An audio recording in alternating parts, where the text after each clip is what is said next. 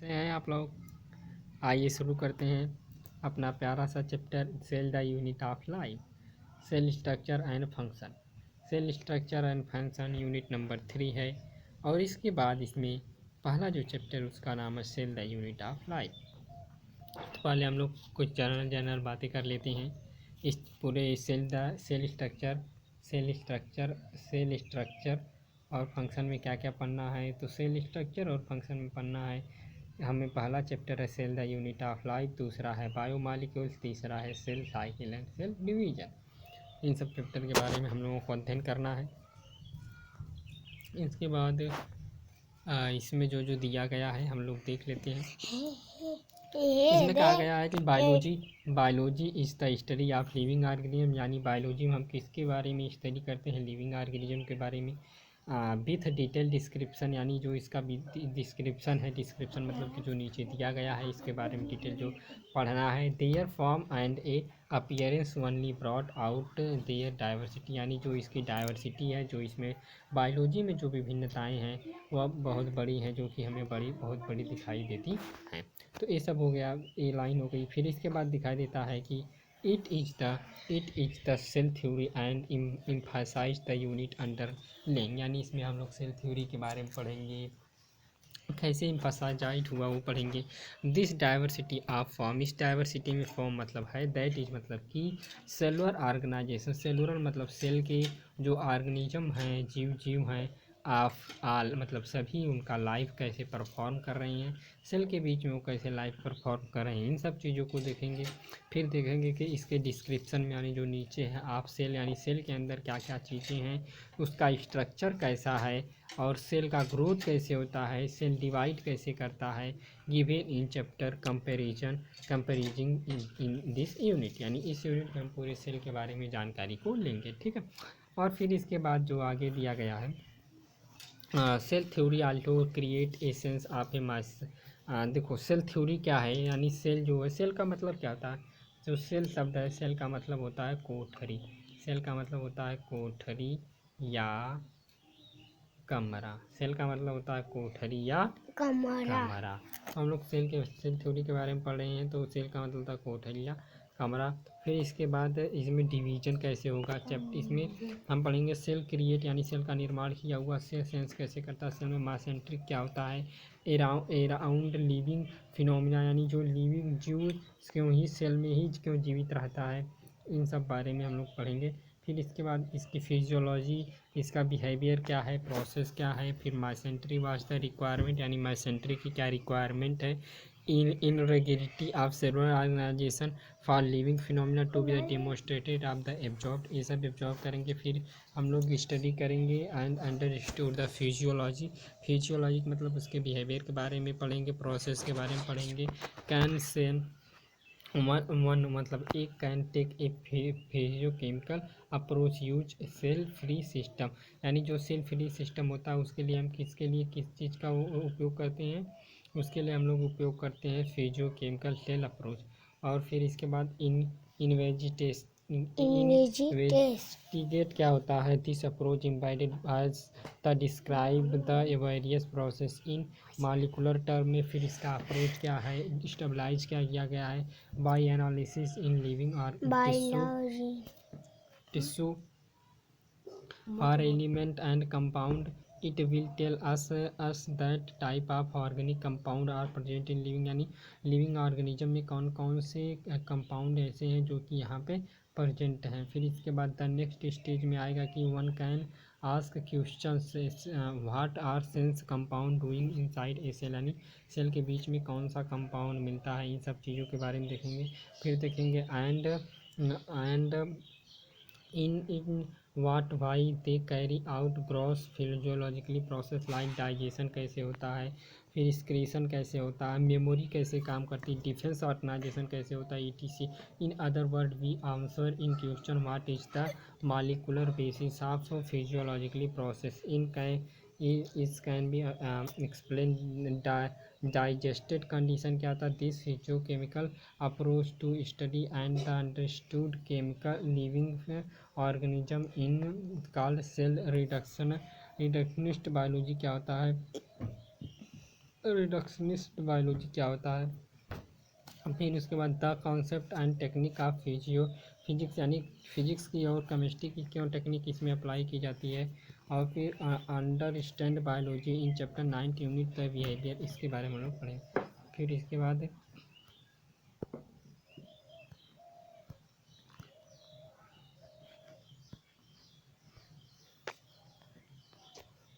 जो हम लोगों का पूरा चैप्टर है, चैप्टर का नाम है cell the unit of life. इसमें एक वैज्ञानिक हैं जिनका नाम है जी.एन.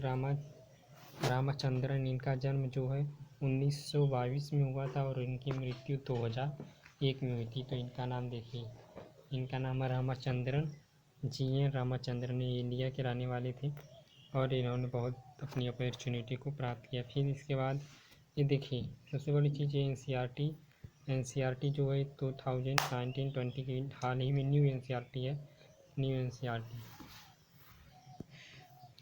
फिर इसके बाद अब हम लोगों का चैप्टर शुरू होता है।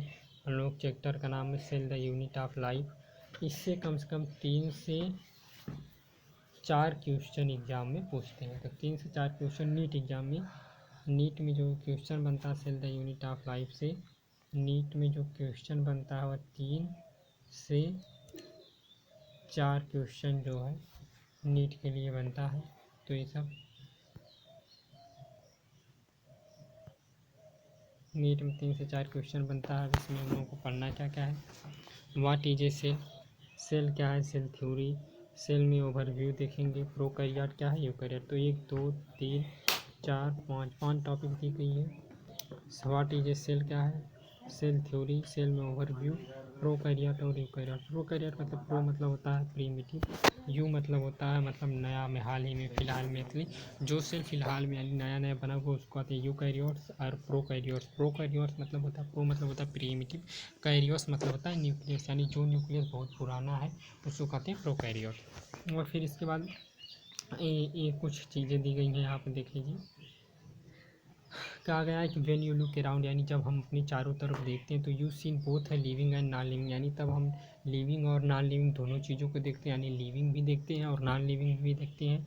You must have understand and ask yourself what is it that make an organisms will living are what it is that an immediated living does not have which in living, मतलब कि हम लोग इसमें differentiate करना पड़ता है कौन सा लिविंग कौन सा non living. The answer to this is a presence of basic unit of life, the cell is all living organism, यानी जो सेल होता है सभी लिविंग ऑर्गेनिज्म में पाया जाता है। तो सबसे बड़ी क्राइटेरिया देखो यहाँ पे क्या कह रहा है कि cell is a all living, cell जो होता है सभी लिविंग ऑर्गेनिज्म में पाया जाता है। All organism are composed cell, यानी जितने भी ऑर्गेनिज्म होते हैं वो किससे बने हुए होते हैं, सेल से बनी हुई। Some are composed of a single cell, यानी कुछ उसमें ऐसे होते हैं जो सिंगल सेल से बने होते हैं। एंड कॉल्ड यूनिसेलुलर, यानी जो ऑर्गेनिज्म यानी जो जीव एक सेल से बने हुए होते हैं उसको कहते हैं यूनिसेलुलर। यूनि मतलब होता है एक, यूनि मतलब होता है उसे कहते हैं यूनिसेलुलर ऑर्गेनिज्म। फाइल जैसे कि like a composed of many cell are called multicellular, यानी जो बहुत से सेल से बने हुए होते हैं उनको मल्टी सेलर कहते हैं। अब हम लोग जानेंगे कि what is a cell, cell क्या है। तो व्हाट इज ए सेल, सबसे बड़ा क्वेश्चन जो हम लोग सामने उठता है, जब सबसे बड़ा प्रश्न आता है वहाँ पे कि what is a cell, cell क्या है। तो इसके बारे में हम लोग जानेंगे। Unicellular organism are capable of, यानी जो यूनिसेलुलर यानी जो एक कोश के जीव होते हैं उसमें क्या कैपेबिलिटी होती है, क्या क्षमता होती है, तो इन सब के बारे में हम लोग पढ़ेंगे। तो देखिए यूनिसेलुलर ऑर्गेनिज्म के बारे में बता रहा है कि independent existence and independent existence, यानी जो यूनिसेलुलर होते हैं वह इंडिपेंडेंट होते हैं, यानी वह किसी भी चीज़ पे डिपेंडेंट नहीं होते हैं। तो सबसे बड़ी पॉइंट यहाँ पे निकल के आ रहा है कि व्हाट इज सेल। तो सेल में बता रहा है कि जो प्रोकैरियोट में यूनिसेलुलर यानी प्रोकैरियोट, प्रो मतलब होता है प्रीमिटिव, कैरियोट्स मतलब होता है न्यूक्लियस, यानी जो न्यूक्लियस पुराना हो गया है तो उसको कहते हैं प्रोकैरियोट। तो इसमें जो प्रोकैरियोट यानी यूनिसेलुलर ऑर्गेनिज्म होते हैं जो यूनिसेलुलर ऑर्गेनिज्म होते हैं, यूनिसेलुलर ऑर्गेनिज्म ऐसे होते हैं कि जो किसी पे डिपेंड नहीं करते हैं। और फिर दूसरा पॉइंट बता रहा है performing the essential function of life, यानी जो अपने लाइफ में बहुत अच्छा फंक्शन को क्या करते हैं, परफॉर्म करते हैं। फिर कह रहा है anything less than a complete structure of a cell does not ensure independent living. मतलब ये बात सही है, या कह सकते हैं कि structure of cell does not ensure independent living यानी ये लिविंग पे डिपेंडेंट नहीं होते। Hence cell is the fundamental structure and functional unit of living organism. देखो सबसे अच्छा स्टेटमेंट यहाँ पे लिखा गया है कि जो सेल है, सेल क्या है, कह रहा है कि सेल क्या है, फंडामेंटल स्ट्रक्चरल एंड फंक्शन, यानी सेल जो होता है फंडामेंटल स्ट्रक्चर और फंक्शन किसका है, लाइफ का है, लिविंग का है। फिर इसके बाद आता है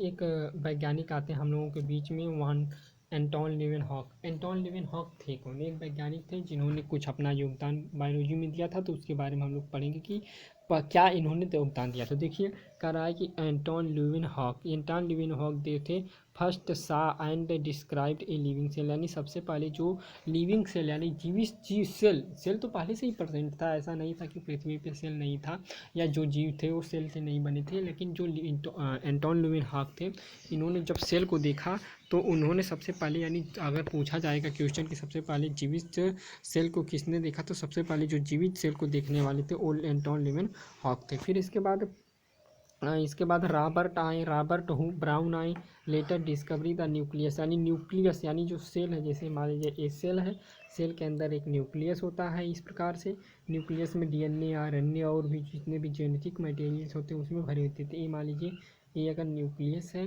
तो इस न्यूक्लियस को किसने देखा, रॉबर्ट ब्राउन ने देखा। रॉबर्ट ब्राउन ने न्यूक्लियस की डिस्कवरी की थी। और सबसे पहले जीवित सेल देखने वाले कौन थे, वो थे एंटोन ल्यूवेनहॉक। तो 2 पॉइंट हम लोगों को ध्यान में रखना। पहली पॉइंट ये है कि एंटोन ल्यूवेनहॉक ने सबसे पहले लिविंग सेल को देखा था, लाइव सेल को देखा था। अगर क्वेश्चन पूछेगा कि फर्स्ट सा द लिविंग सेल्स, यानी सबसे पहले लिविंग सेल कौन देखा, तो हम लोग कहेंगे फर्स्ट सा लिविंग सेल रॉबर्ट ब्राउन। और फिर इसके बाद एंटोन ल्यूवेनहॉक। और सेल की डिस्कवरी किसने की, रॉबर्ट ब्राउन ने सेल की डिस्कवरी, न्यूक्लियस की डिस्कवरी की। फिर इसके बाद आता the invention of microscope and improvement leading to the electron microscope related to the structure related of cell, यानी जो सेल का स्ट्रक्चर का डिटेल है वो हम लोगों को कैसे पता चला, तो वो तब पता चला जब इन्वेंशन हुआ, जब खोज हुई माइक्रोस्कोप की, यानी जब माइक्रोस्कोप की खोज हुई, उसमें इम्प्रूवमेंट किया गया, लीडिंग किया गया, इलेक्ट्रॉन माइक्रोस्कोप की खोज हुई। इसी तरह से रिलेवेंट तो all the structure detail of the cell, यानी तब हम लोगों ने सेल की स्ट्रक्चर के बारे में देख लिया। यानी इस पूरे टॉपिक में, यानी ये जो इतनी बड़ी टॉपिक थी एनसीईआरटी की, ये पूरी कहानी क्या चाह रही थी, व्हाट इज ए सेल में सबसे बड़ी इंपॉर्टेंट बात इसमें आई कि जो यूनिसेलुलर ऑर्गेनिजम्स होते हैं उसमें क्या कैपेबिलिटी होती है, 2 चीज़ों के बारे में बताया गया। पहली चीज़ ये बताई गई कि ये इंडिपेंडेंट एग्जिस्टेंस होता है, यानी ये किसी भी जीवों पर या किसी भी मतलब किसी पर डिपेंडेंट नहीं होते, इंडिपेंडेंट होते हैं। दूसरा चीज़ क्या बताई गई कि ये परफॉर्म करते हैं, परफॉर्म मतलब बेहतर करना चाहते हैं, इसेंशियल मतलब जो इनके आवश्यक हो, फंक्शन आप लाइफ यानी इनके लाइफ के लिए जो आवश्यक हो ये सेल वो करना चाहते हैं। Anything less than a complete structure of cell, यानी anything less than a complete structure of cell does not ensure independent living, यानी कि ये लगभग किसी भी लिविंग पर डिपेंड नहीं होते हैं। Hence cell is the fundamental structure, यानी अब सेल के बारे में बता रहा है कि जो सेल है वह फंडामेंटल स्ट्रक्चरल एंड फंक्शन है लिविंग का, यानी लिविंग का जो फंडामेंटल फंक्शन है वो किसका है, सेल। फिर आता है एंटोन ल्यूवेनहॉक, यानी सबसे पहले लिविंग सेल कौन देखा था, तो सबसे पहले जो वैज्ञानिक थे लिविंग सेल देखने वाले थे वो एंटोन ल्यूवेनहॉक थे। फिर इसके बाद सेल में जो न्यूक्लियस होता है, जैसे न्यूक्लियस की खोज किसने की थी, तो सेल की न्यूक्लियस की बात हो रही है, तो यानी जिसमें जेनेटिक मटेरियल डीएनए आरएनए और भी जो भी पदार्थ होते हैं, अनुवांशिक पदार्थ होते हैं, तो वह उसको देखने वाले जो थे रॉबर्ट ब्राउन थे। फिर इसके बाद द इन्वेंशन ऑफ माइक्रोस्कोप, यानी यह सब संभव कैसे हुआ, यानी जैसे कि ऐसा तो था नहीं कि न्यूक्लियस सेल था, सेल आसानी से दिख जाएगा या मतलब सेल तो ऐसा था नहीं, लेकिन कैसे देखा गया, तो ये तब संभव हुआ जब इन्वेंशन हुआ माइक्रोस्कोप का, इलेक्ट्रॉन माइक्रोस्कोप का इन्वेंशन हुआ, इसमें इम्प्रूवमेंट किया गया, इलेक्ट्रॉन माइक्रोस्कोप हुआ, माइक्रोस्कोप बना, इससे रिलेवेंट स्ट्रक्चर जो बना तब हम लोग सेल को देख सकें। फिर इसके बाद दूसरी पॉइंट आती है सेल थ्योरी। सेल थ्योरी कौन दिया था? तो सेल थ्योरी जो थे देने वाले थे 1838 में, यानी 1838 में मैथियस स्लीडन और जर्मन बॉटनिस्ट थे, जो कि सेल थ्योरी को देने वाले मैथियस स्लीडन थे, जो एक जर्मन के बॉटनिस्ट थे, यानी जर्मन के रहने वाले बॉटनिस्ट थे, जिन्होंने सेल थ्योरी को दिया था। तो in 1833 Matthias Schleiden a German botanist examine a large number of plant and observe that की all plant are composed of different kind of cell. मतलब कि उन्होंने बताया कि उन्होंने कई प्लांटों पर उन्होंने रिसर्च किया, बहुत से ज़्यादा ऑब्जॉर्व किया। फिर उन्होंने बताया कि जो भी जीव होते हैं वो डिफरेंट सेल से बने हुए थे from tissue of the plant, यानी जो प्लांट होते हैं उसमें भी सेल्स होते हैं, टिश्यू होते हैं। And about the same time उसी समय में एक थियोडर स्वान, उसी समय में एक वैज्ञानिक थे जिनका नाम था थियोडर स्वान, यानी इन्होंने देखा था 1838 में। फिर इसके बाद 1839 के लगभग में 1839 में थियोडर स्वान आए। थियोडर स्वान 1839 में क्या होता है, ये ब्रिटिश के जूलॉजिस्ट थे। वो क्या थे? वो बॉटनिस्ट थे और ये ब्रिटिश के जूलॉजिस्ट थे। स्वान जो थे जूलॉजिस्ट थे। Study different type of animal cell, यानी वो प्लांट सेल पर स्टडी किए थे, एनिमल सेल पर स्टडी किए। And reported the cell had a thin outer layer, यानी जो सेल होती है उसमें थिन मतलब पतली, आउटर मतलब चारों तरफ से जो घिरी हुई होती है, लेयर मतलब कि जो कवर है, which is today known as the plasma membrane, यानी प्लाज्मा मेम्ब्रेन को सबसे पहले जो बताने वाले थे एनिमल में वो कौन थे? तो वो थे थियोडर स्वान 1839 में इन्होंने कई प्लांट बताया। तो कहा कि जो सेल होती है वो एक मेम्ब्रेन से घिरी हुई होती है, जिसके बारे में उन्होंने स्टडी किया और उसको उन्होंने प्लाज्मा मेम्ब्रेन नाम दिया, या प्लाज्मा मेम्ब्रेन के नाम से आज जाना जाता है। ही also conclude based on the study of plant tissue, यानी उन्होंने यह कंक्लूजन किसके बेस पे निकाला था? जब उनको ये पता चला कि प्लांट टिश्यू के कंक्लूजन के बारे में तो बाद में निकाला था। That the presence of cell wall is a unique character of plant, यानी प्लांट सेल, यानी द प्रेजेंस सेल वॉल, यानी जो सेल वॉल होता है वह प्लांट में प्रेजेंट हो जाता है। कह दैट मतलब कि द प्रेजेंस मतलब उपस्थित होता है, आप मतलब का सेल वॉल मतलब एक भित्त होती है, कोशिका भित्त जो होती है वह प्रेजेंट होती है, या यूनिक मतलब नई कैरेक्टर मतलब विशेषता है ऑफ ए प्लांट, यानी प्लांट की यूनिसेलुलर मतलब एक नई विशेषता, सेल वॉल में एक नई विशेषता है। फिर इसके बाद उन्होंने बताया कि on the basis of this, इसके बेसिस पे स्वान ने प्रपोज्ड किया था hypothesis of the body of animal and plant are composed of cell and product of cell, यानी इसके बेसिस पे, यानी जब इतना इनको जानकारी मिल गई, जब स्वान और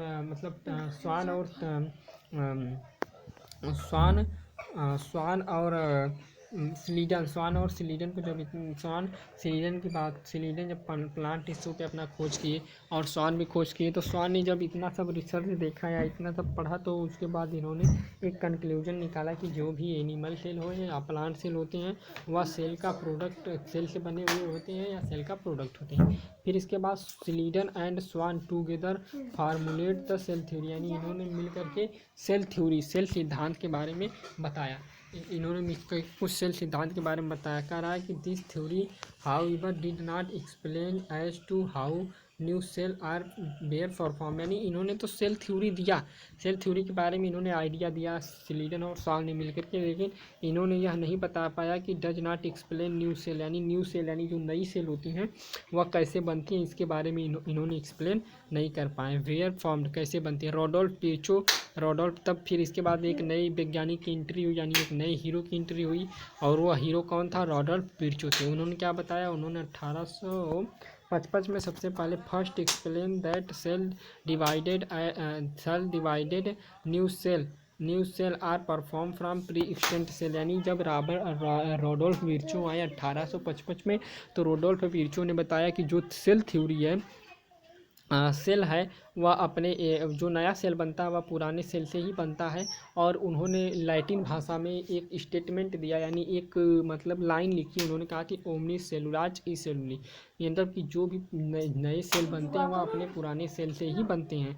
ही modified the hypothesis of Schleiden and Schwann, यानी स्लीडन और स्वान की जो हाइपोथेसिस थी, जो विचार था, वही विचार को उन्होंने क्या कर दिया, मॉडिफाई कर दिया, यानी एक नया रूप दे दिया, एक नया रूप दे दिया। फिर to give the cell theory in a final shape, यानी तब इस सेल थ्योरी का फाइनल शेप रहा। Cell theory as understood today, यानी आज सेल थ्योरी क्या जानी जाती है, तो सेल थ्योरी में 2 पॉइंट बताया गया, इसको ध्यान से देखिएगा।